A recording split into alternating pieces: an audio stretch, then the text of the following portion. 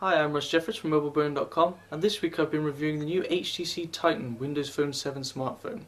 It's the latest handset for Windows Phone 7 that HTC have released, and it features a 4.7-inch WVGA display, an 8-megapixel camera around the back, and a 1.5 GHz processor inside with a 1600 mAh battery to power it all. Keep watching for my full review.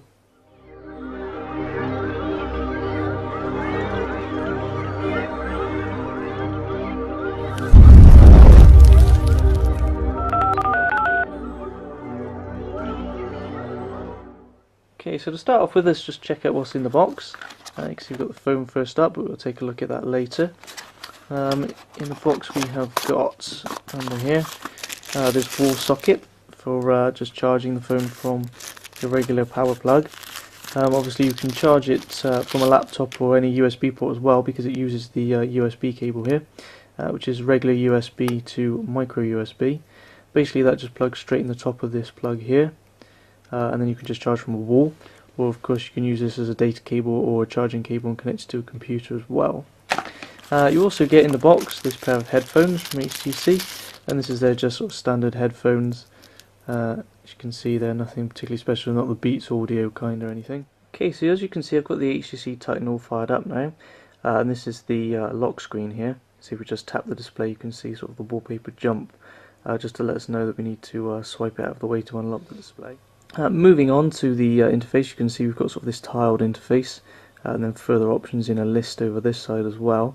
Basically you can append any of the items in that list to this main home screen here as a larger tile, and many of the tiles are actually live tiles. You can see some of them moving around.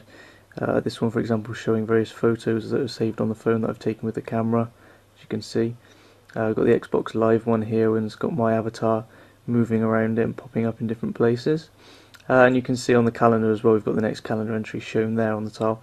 So it's quite a neat looking interface. You can see also contact images and stuff all populating up there, which is quite nice. And just to simply add another tile, for example, let's go for, where should we go for? Locations. So if we just press and hold there, you see we get this menu come up, and this one doesn't appear to be able to be pinned to start, possibly because it already is, I think. So let's try a different one. Bing Maps, there you go, we can pin that one to the start. So that'll just throw it on the bottom there, and we've got that as an extra tile.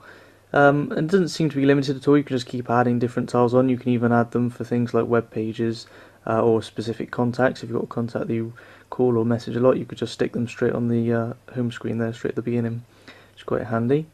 You also get things like when you get new messages and emails, that'll show up with a little number next to the Hotmail icon or the messaging icon, just to actually tell you how many unread messages are in either of those boxes. So next I'm just going to show you the People application. Just tap on it there, you can see we get the people we've recently spoken to. Shows us all their contact images. You can also flick across just back to the default pane here, which is all people. It just shows my face and my latest status update next to it. And then we've got, basically just in alphabetical order, all of our contacts. And then we can just see we've got these letters here at the beginning of each different letter of the alphabet. We can just hit one of those, and you see it just gives us a list to, like a grid to select from. So if I want to jump, for example, to the letter P, I can just hit P and it'll drop straight down there. More useful if you've got more contacts in than we've got here, but still quite a useful function. You can also search and add new ones just from these soft keys at the bottom of the screen. We've also got What's New, which is basically any social networking updates from Facebook or Twitter, for example. They all show up here in this sort of stream, which is quite neat. And then back to recent again. So it's quite a nice application. Again, it all flows very smoothly, very quick, thanks to the 1.5 GHz processor in the Titan here, and also sort of the pared down basic UI. So we move on now to some other bits and pieces.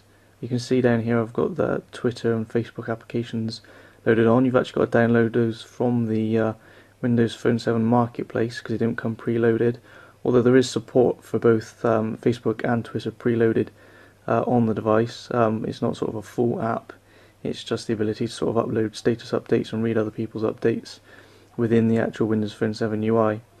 You can see in the Marketplace we've got things like applications. We can search by various different criteria here, or just hit the search button and literally type a search. I've also got them, you can view basically just applications, you can view games, or you can view music as well, so you don't have to search everything at once. You can just sort of browse by each different category. And then you get things like this, which is just sort of basically recommended applications by the looks of it. It's a fairly easy system to use. Actually, I'll just quickly download one just to show you. Go in here, let's go for the AccuWeather one then. Install. Just basically allow it to have certain access to bits and pieces of your phone, and then it'll set it off to download. Very quick, and you can see at the top now it just says pending, and we get this little download bar just to show us how much has been downloaded. So very easy to use. Oops, just gone into something there, and it shouldn't take very long until, there you go, whizzing up, and then as soon as it's ready, the icon at the side here will just sort of brighten up a bit so you can actually select it. Should happen any moment now. There you go, and that's the application downloaded, installed, and ready to go. Okay, so I'm just going to quickly show you the keyboard on the HTC Titan. Just start a new SMS message here. You can see it's quite a large keyboard, and this enables you to type really quickly, as I'll demonstrate here. You can see very quick and accurate, and it still it sort of has predictive text as well to fix any mistakes you might make. You can also flip it onto landscape mode if you want a slightly larger keyboard, though it's not really necessary, and the keys aren't that much larger, they're just slightly wider. Weirdly, they didn't decide to use this space on the left here. You still get the bits of status information instead, so it's not full width, which is a bit of a shame, but nevertheless I don't think you'll ever need to use the landscape keyboard because the portrait one is still so large.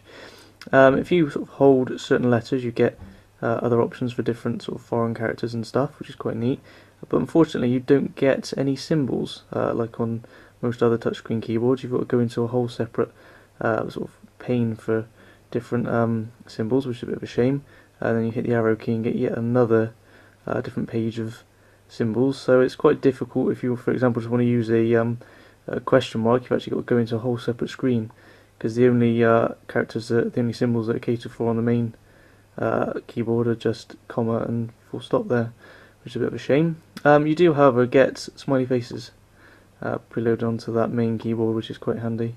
But again, you've still got to hit that button to get into the smiley faces, which is again an extra tap that you've got to do. Moving back on to the rest of the phone though, which could quickly show you the web browser. It's Internet Explorer 9 mobile, and it's pretty quick to load up with the obviously the Titan's 1.5 GHz processor. You can see we can do things like pinch to zoom and double tap to zoom. But as you can see, here's one of the limitations of the WVGA display, is the text there. It's probably not very easy to show you on video, but it's actually quite jaggy and difficult to read when you're fully zoomed out because of the comparatively low resolution of the display when compared to its size. So it's a bit of a shame that it's not a high resolution display, and that's one of the areas where it would benefit to have that. I'll just quickly go to see if we've got the Mobile Bone web page. Should be in here somewhere. There it is. Let's quickly load that up. We're on a Wi-Fi connection at the moment, a 50 meg Wi-Fi connection, so you can see it loads up really quickly, and it's all very smooth to scroll through as well. There's no lagging at all or anything. You can quickly zoom in and out, but again, as soon as we zoom out to the fully zoomed out view, you lose the clarity and can't actually very easily read any of the text, so you always have to zoom in, which kind of takes away some of the point of having such a large display, which again is quite a shame. You can see we get tabbed browsing on the Internet Explorer 9 browser here, so if we hit tabs we can actually go to another window that we've got open. We can also go and open another window. We can have up to 6 different tabs open at one time, which is quite handy. But again, it's quite a long drawn out process to go through to change between tabs. It's not a case of just selecting the tab up the top. They've actually got to go into a menu, go into the tabs menu, and then select your screen from there, which is a bit of a pain. One thing I do really like about this new browser though is that the address bar is down the bottom here. So when you're using the phone one-handed, obviously with such a large display, especially on the Titan, it would be very difficult to stretch to the top of the screen to actually tap the address bar if it was up there. As is at the bottom, it's a lot easier to reach, especially on this large display.